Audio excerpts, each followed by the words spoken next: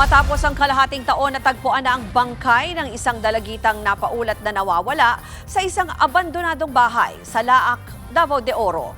Buto-buto na lang at nakataklob ng kumot ang bangkay ng 15 anyos na biktima nang makita ng mga otoridad. Narito ang express report ni Bril Montalvo ng News 5 Mindanao.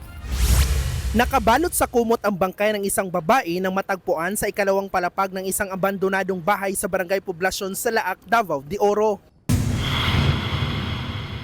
Buto-buto na lang ang natira sa bangkay ng isang 15 anyos na dalagita na 6 na buwan na raw pinaghahanap. Kinilala ang biktima na si Baby Trudes Ingada, isang grade 8 student. Kinumpirma ng ina ng biktima na anak niya nga ang nadiskubring bangkay dahil sa mga gamit at damit nito. Nadiskubre ng 3 bata na mangunguha lang sana ng prutas dito sa paligid ang bangkay ng 15 anyos na dalagita.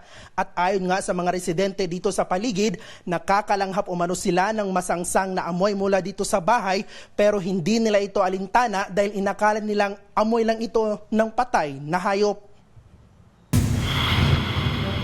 Sa imbestigasyon ng mga otoridad, Abril ngayong taon huling nakita ng kanyang pamilya ang biktima. Humingi raw siya ng barya para makapagpiso net sa kapitbahay, pero hindi na nakauwi. Din may nakakita na sinundo daw na yung ano niya, yung siguro boyfriend ba yun or kasama niya. Then after na nun, wala na siyang hindi na alam ng parents na sa whereabouts niya.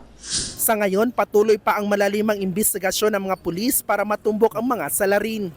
Isa sa ilalim sa autopsy ang bangkay ng biktima para malaman kung anong ikinamatay niya. Hustisya naman ang hiling ng pamilya ng biktima matapos ang kalunos-lunos na sinapit ng kaanak. Sir, nidatog na ako, sakit yun kayo, sir. Tungod sa panghitabo. Hindi ko kasabot kong gibati sa ilang gibuhat ba nga. Ug ilan man lang unta di ay gibuhat nga gilugos, wa na lang gud unta nila patya, sir. May 4 na persons of interest na ang mga pulis sa insidente.